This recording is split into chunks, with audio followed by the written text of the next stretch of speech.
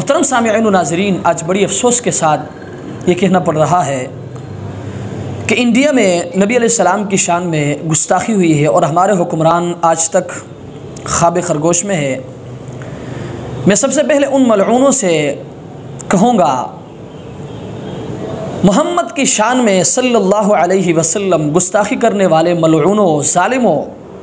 تم خاک میں مل جاؤ گے، تم ملیامید ہو جاؤ گے، تم تہس نہس ہو جاؤ گے،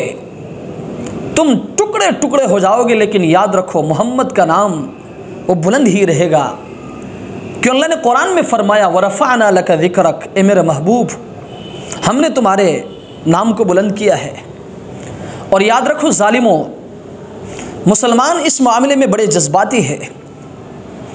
ایک ادنا سا مسلمان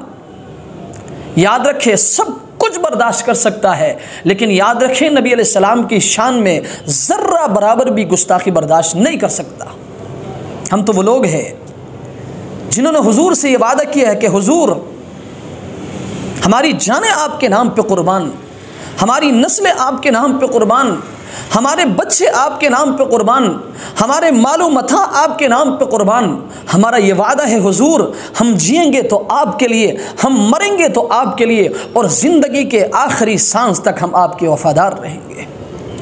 اس لیے ظالموں، تم یہ بھول جاؤ کہ ہم نبی علیہ السلام کی شان میں گستاخی کر کے بچ جائیں گے۔ اور آخر میں اپنے حکمرانوں سے میں گزارش کروں گا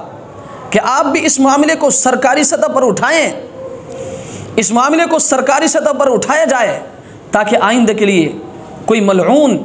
اس طرح کا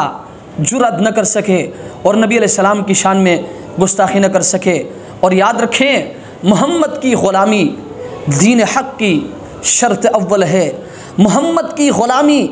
دین حق کی شرط اول ہے، اگر ہو اس میں کچھ خامی تو سب کچھ نامکمل ہے۔ وآخر دعوانا